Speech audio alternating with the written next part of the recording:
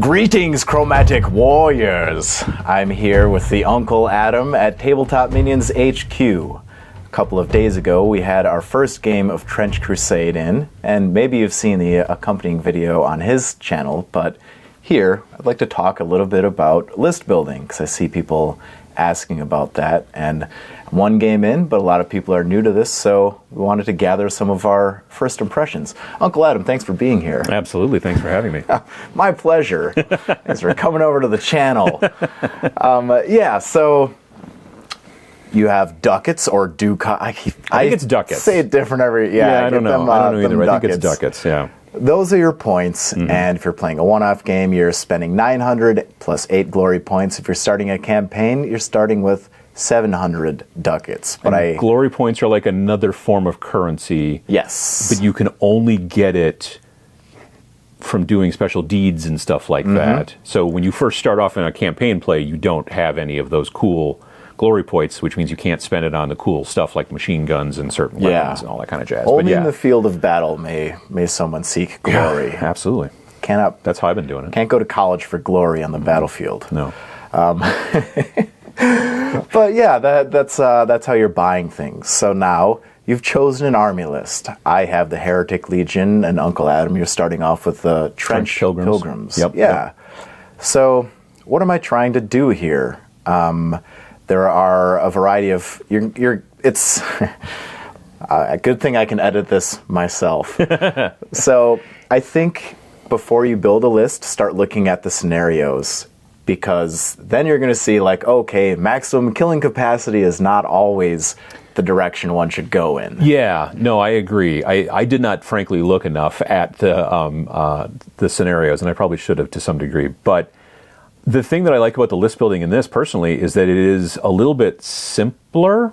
Yes. In that, like, okay, for example, like with my Trench Crusade, or my Trench Pilgrim people, you have to take a war prophet. Like it says next to the war prophet name 1, and that's your leader, so you have to take that model. And everything else after that is basically kind of like, you don't have to. You can take 0 to 1, or you can take 0 to 4, or some of them don't even have numbers next to them because you can just take as many as you want. It's fine, and they don't even want to. They don't want to say 0 to 200 or whatever. You can't take that many models. Yeah. But I love the kind of freedom. If you think about like back several editions ago of like, say 40K, where it was like you got to have this and then this and then this, and if you have this, and you can't have this, and it was just a lot of that stuff. The Force org chart. Oh, yeah. It made sense to keep things in balance. Like, they do eliminate glory points from starting in the campaign system. But yeah, you have, like, unlimited numbers on some troops, and the limited number to keep some things in balance. But you must take one general. Yep. Now, you also have a category, you have elites, and then everybody else. Is just troops, basically. Yeah, and they're going to gain experience differently. Troops can become elite. Something worth noting, though, if you're just skimming over this trying to find your army, even the basic troops like my Heretic Legion for plus 10 points on a 30-point ducat model, I can upgrade them to be a Legionnaire. Now I get to choose to add plus 1 dice to either their ranged or melee attack. Right, so you can make them kind of like a specialist. Yeah, but it's really like low-key and sort of simple. Yes, that's the plus 10 points. Get to put the finger on either scale of how you'd like to perform.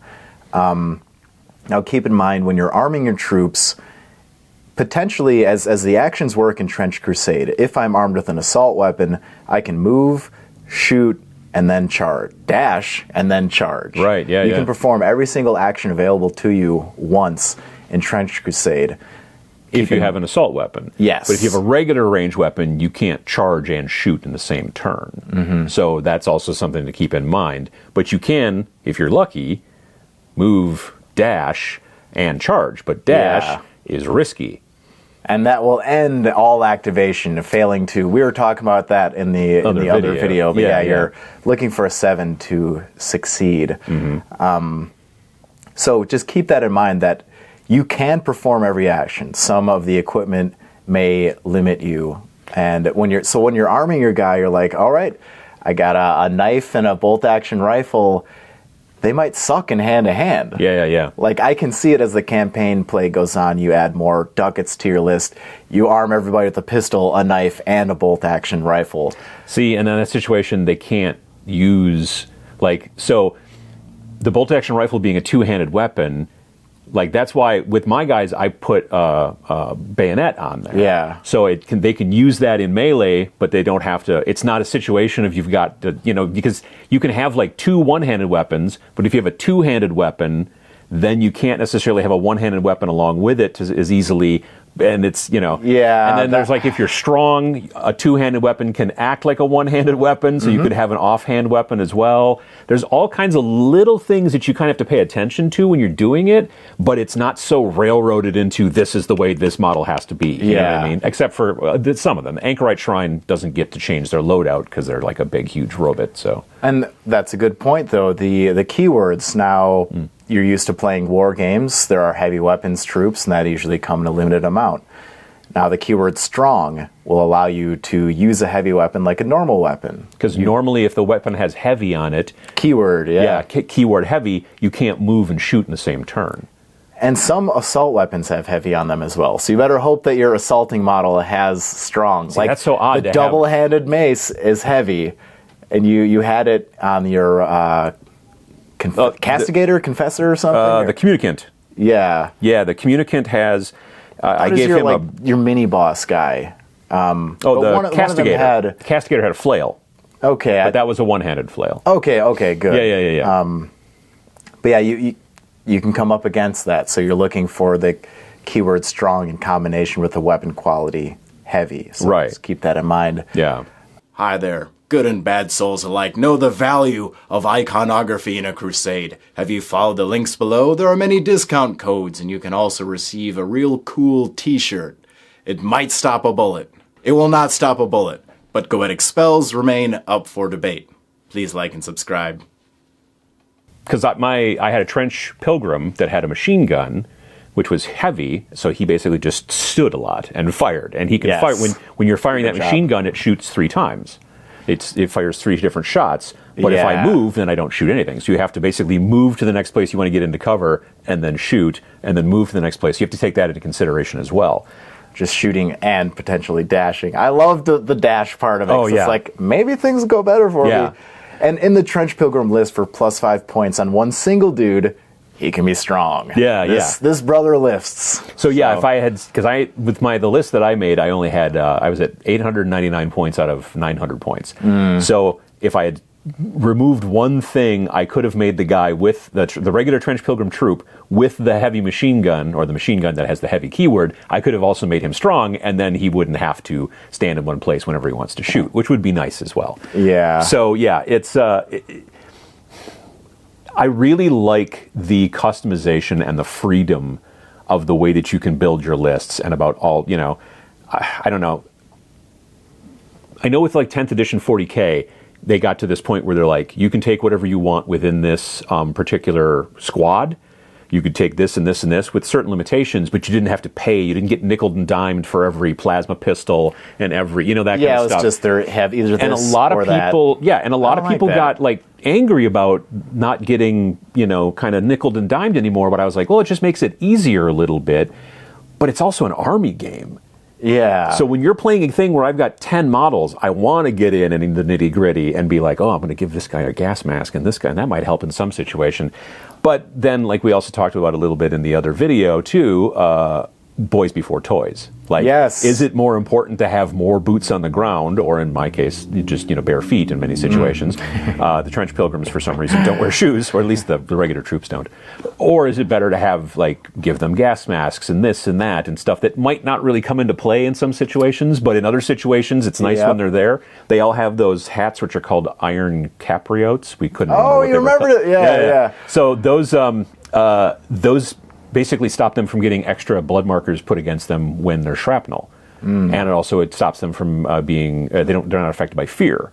So for me, that's like a good, 7 points or whatever. That's a good spend there, and I can put that on there. That's a toy that I'm interested in using. If you lose the hat, you'll become strong, though. Now we have choices to make on the one machine gunner. Yeah. But yeah, just like Warcry, there's kind of a minimum amount of bodies that you can walk in with, because objective control, at least in that first scenario, was based on how many models have more within 1 inch than your opponent. So if you're going in with 6 guys, there's 5 objectives on the table. Yeah. What are you going to control? You can control one if there's nobody else there, but if it's you and another person from the other team on there, now it's contested, and you need to have more guys on it than they do, or knock them off of it in some fashion. So there are definitely times when having more units is not a bad idea. Yeah. As you play and you've looked more into the campaign play. As you go through and do campaign play, like how do you get more points to keep growing your squad as you play? Yeah, a campaign is intended to be 12 games. After every game, your point limit is raised by 100, as well as your model count limit. There's also because there are some very cheap disposable troops with unlimited numbers, like the Wretched for 25 points. Yeah. In a 700-point list, I could get... Like, I haven't looked through all the lists yet. The most expensive piece, I think, in my force, the Trench Pilgrims, is the Anchorite Shrine, that big chunk. He's 140 points, but that's base, and you can't add anything to him. But my leader, if I remember correctly, is up to 166 points because she's got a bunch of add-ons and all this kind of stuff. Yeah. So in that situation, it becomes something where you can go like that, but if you're adding another 100 ducats every game, you could add a new... Like, if you didn't start with an Anchorite Shrine, after 2 games you could, because he's 140 points. Or do you take that money and spend it into putting more, but then you've got that limit that you're bumping gas up masks against. For everybody to come up against the Black Grail. Grenades. Oh, yeah. Well, no. Yeah, I haven't messed with grenades I haven't messed with grenades at all. Yeah. It's really interesting. I really like how the list building gives you so much, like I said before, it gives you so much freedom, but also makes you think about, what are you going to be going up against? And you can tailor, I suppose, a little bit if you know your opponent, especially if you know you just got one person to play with or whatever. You can be playing, and they're doing this, so I should do this, and that's fine. But I think that also just having things spread around a little bit more makes a lot more sense too for different types of scenarios. Yeah. I'll post my list in the description down below. But yeah, it has been really fun.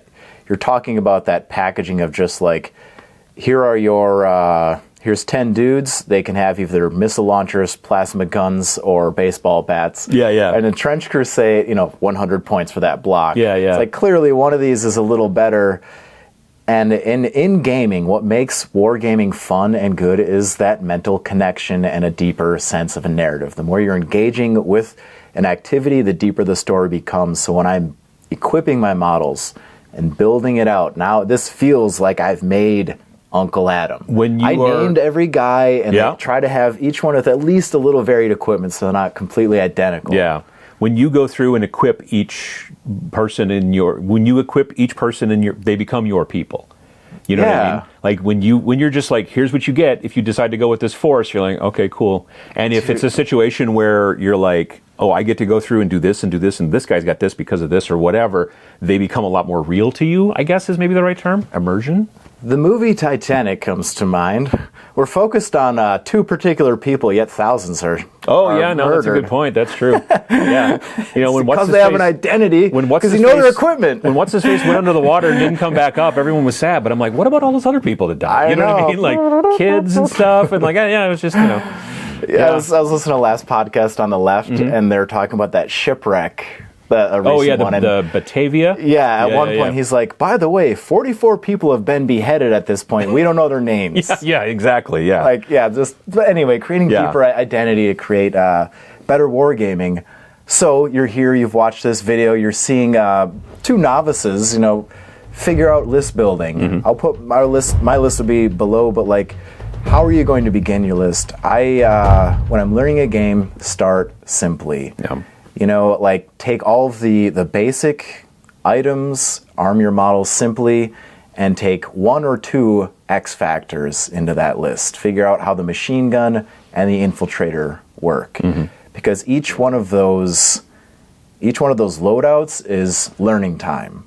All right, so if I bring 20 new loadouts into a brand new game and each one is 10 minutes of learning time, I'm stuck here for a while. So start small, grow slowly. Indeed. As my friend likes to say. That's my motto, indeed.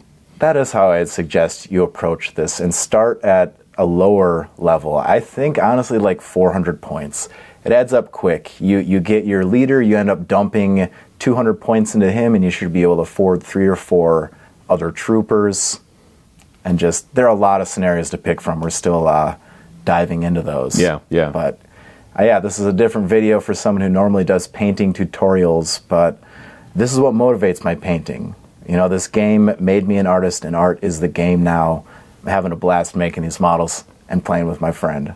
So, yeah, I hope you all enjoyed this video. Big thanks to Uncle Adam once again for joining me, and if you haven't seen the video on his channel, we talk more about the mechanics and gameplay in there. It's all very synonymous, but do please check it out. Oh yeah, and until we meet again, my friends, remain unchained.